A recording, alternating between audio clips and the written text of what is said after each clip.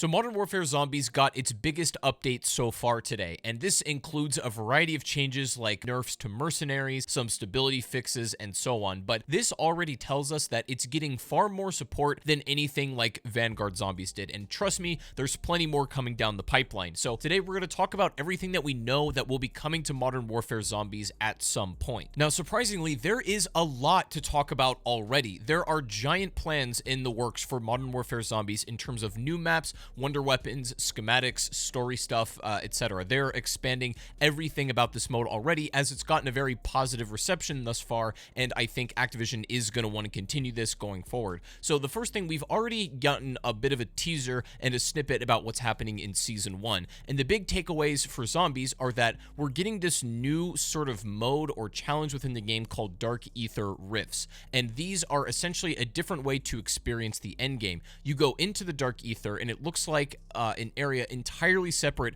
from the typical map we're in, and this is also what is considered to be the tier 4 zone of the map. And there's a lot of interesting details and developments with this sort of tier 4 zone, which we'll wrap back around to later. But just starting off here with the Dark Ether itself, going into it in this rift, you'll have a variety of challenges and tasks to do, and you'll still want to try and escape. But it seems like this is going to be the most difficult mode in the entire game so far. From what it sounds like, it feels like you're only intended to approach this mode once you have mostly all of the ultra rare schematics unlocked and you have a ton of good gear that you can pull from at any point. You know, once you've essentially reached what is the quote unquote end game, maybe you've done all of the story missions so far and you've gotten as many rare schematics as that you possibly can, then and only then should you be able to enter this Dark Ether Rift, from what they say. But also, we are getting a brand new wonder weapon with Season 1. The VR11 is coming to the game, and there is actually gameplay of it out there right now. Even though we do have this image of it, I don't think I can show the gameplay,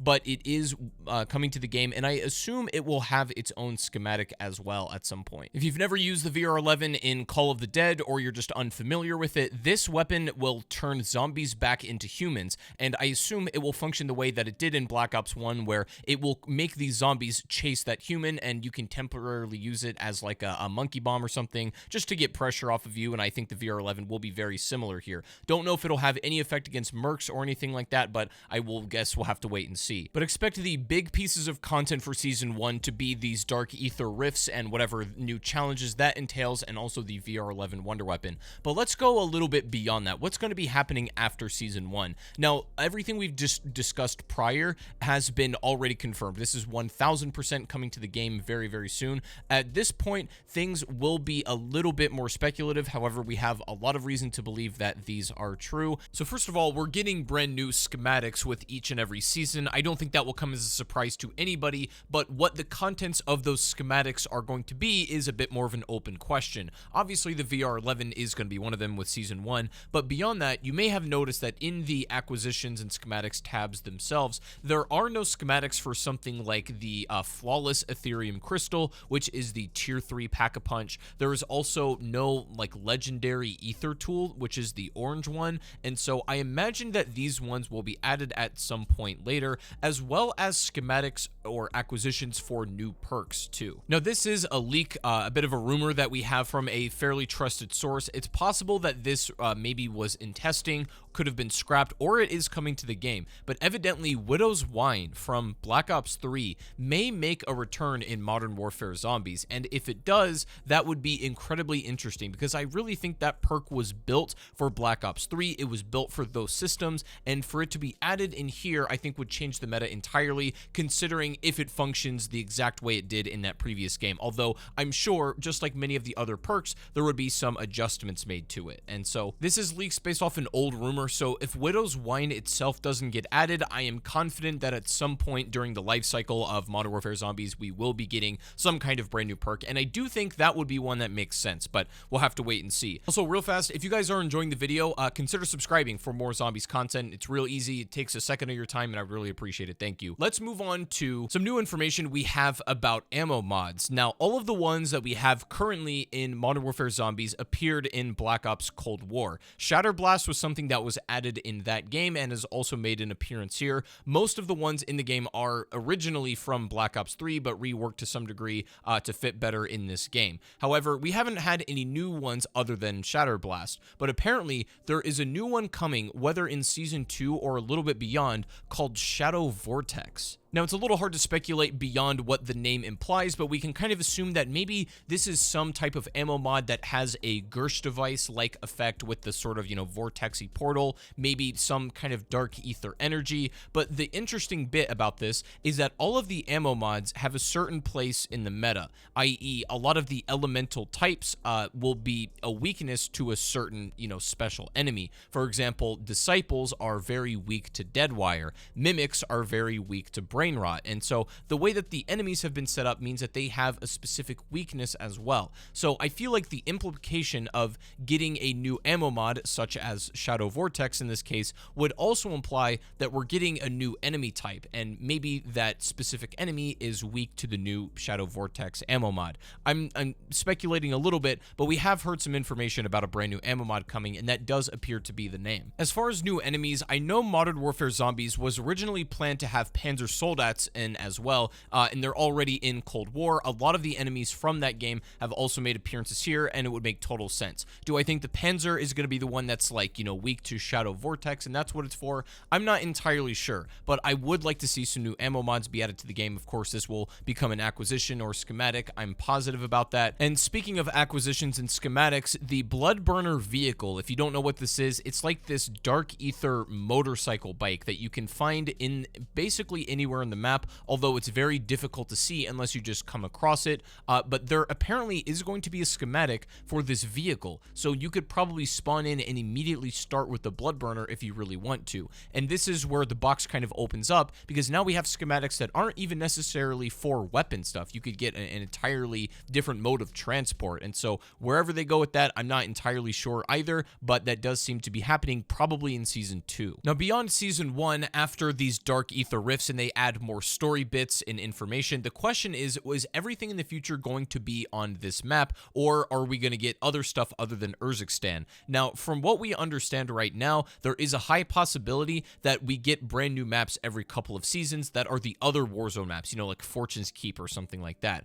And beyond, just the map changes, we would also get some adjustments to contracts, some brand new ones, rearranging of old ones perhaps. There's some text that refers to a relic hunt of some sort. I don't know if this is a contract or some other sort of Easter egg thing within the game. This is not currently in this map, but it could be added a little bit later. There also seems to be another thing called Zombie Control, and this does sound like a contract, although it's hard to speculate about what that could actually be, because we have, stuff like the P&D with Outlast and, like survival-based ones. Not really sure what Zombie Control could be. There's also information about a helicopter convoy, even though currently in the first, in our Urzikstan map, we have a typical Merc convoy, which is a group of, 3 trucks that drive around the map, and these are used for story missions and so on. But we apparently have some information about a helicopter convoy, which I assume is probably the same premise, just with helicopters instead of trucks. If that's going to be for maybe some kind of story mission in a later map or something,